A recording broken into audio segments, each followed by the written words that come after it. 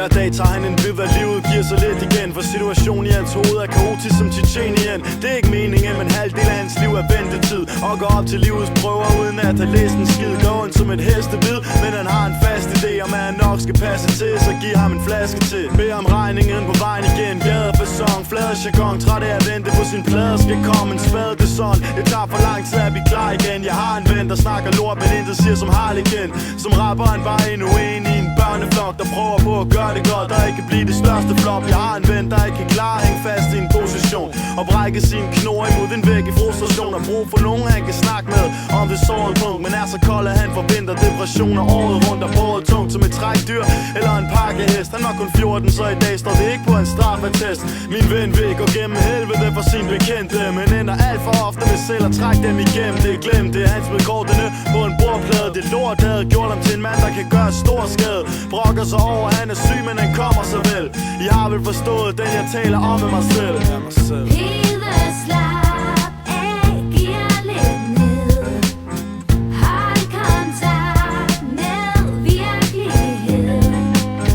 Flipper igen, sig nu bare.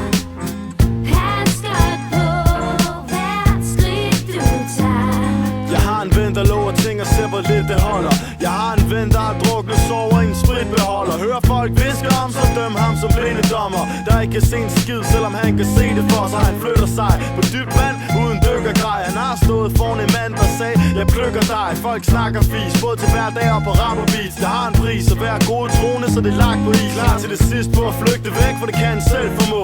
Og skål på alle de ting, han allerhelst vil ændre på. Jeg har en ven, der siger dumme ting og gør det mere end gerne. Og hører musik hele tiden, for at kunne distrahere sin hjerne. Der er ikke noget at fejre, der er ingen, der holder et flag. Han skubber sin nærmeste væk, for at se om de kommer tilbage. Jeg har en ven, der krænker sjælen ud på 4/4 og ikke stoler på nogen, selvom han egentlig gerne vil. Og ser til, mens han går mod problemer uden fløjthandsker. Jeg har en ven fra 84,9 højdansker. Hans møg handler om at fokusere og holde sig på måtten. Og han vil frem for at se, hvor fucking koldt der er på toppen. Humøret svinger konstant, det er nok en største svaghed. Flabet, grebet af øjeblikket, skeletter i skabet.